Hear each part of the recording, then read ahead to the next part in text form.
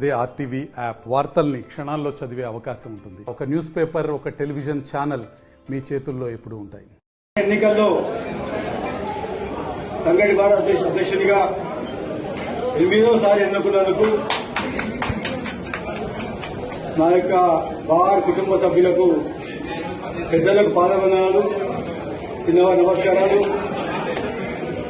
మరి తెలుపుతూ మరొక అవకాశం ఇచ్చినందుకు, వారి అందరి యొక్క సేవలో హృదయంకితమయ్యే అవకాశం ఇచ్చినందుకు మరి ఆ సేవలు కొనసాగిస్తానని చెప్తూ, మరి ప్రపంచ చరిత్రలోనే ఏ రాష్ట్రంలో కానీ ఎక్కడ కానీ జరిగిన విధంగా ఒక వ్యక్తిని 7 సార్లు భారత అధ్యక్షుడు పెట్టుకోవడం అనేది ఈ చరిత్ర. దానికి అందరూ కూడా లిపికారులు, శిల్పకారులు అందరూ కూడా దానిలో భాగస్వాములు. కాబట్టి ఈ అవకాశాన్ని సద్వినియోగపరుచుకొని కేవలం ప్రత్యేకత తెలుపుతూ, ఏదేమైనా సంఘటన న్యాయవాదులు నన్ను గత 12 సంవత్సరాలుగా అధ్యక్షుడిగా కొనసాగించే అవకాశం చాలా అరుదైన సంఘటనలు ఇవి. దానికి మళ్లీ అవకాశం ఇచ్చిన ప్రతి ఒక్కరికి ధన్యవాదాలు. ఈరోజు తెలంగాణే కాదు, ఆంధ్రే కాదు, యావత్ భారతదేశంలో సంఘటన భారత అంటే అటు భారతదేశం వారి యొక్క పెన్షన్ బాటతో పాటు సామాజిక కార్యక్రమాలు, సేవా కార్యక్రమాలు సహకరించి అందరూ కూడా ఇలా చెప్తూ, ఈ రోజైతే ఎన్నికల్లో పరాజయం పైన వాళ్ళు కూడా గెలిచినట్లు వాళ్ళు కూడా పోటీ చేసి వాళ్ళకు నోట్లు వచ్చినాయి.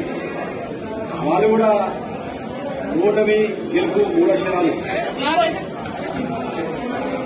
ఓటమి 3 అక్షరాలే, గెలుపు 3 అక్షరాలే.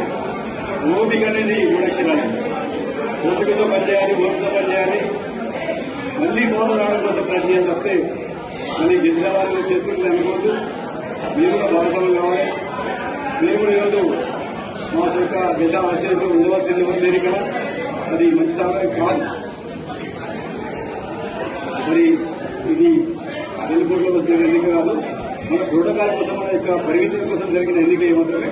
ఇంకోనే ఇందులో మన చెప్పాలని వస్తుంది. కాబట్టి నాకు సాగించిన కార్యక్రమాలు ఎన్నికల పద్ధతిలో అందరం కలిసి మరి జరగబోయే కార్యక్రమాలు చాలా ఉన్నాయి. ఇప్పుడు మన యొక్క అందులో ఎన్నిక లేదు కాబట్టి మరి ఇంకా 30% నాకు ఛార్జ్ అనుమతి వస్తుంది. రేపు జరగబోయే రోజు కార్యక్రమాలు నిర్ణయించుకోవాలి.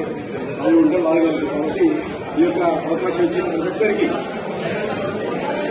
మరొకసారి పదే హృదయపూర్వక ధన్యవాదాలు తెలియజేస్తున్నాను.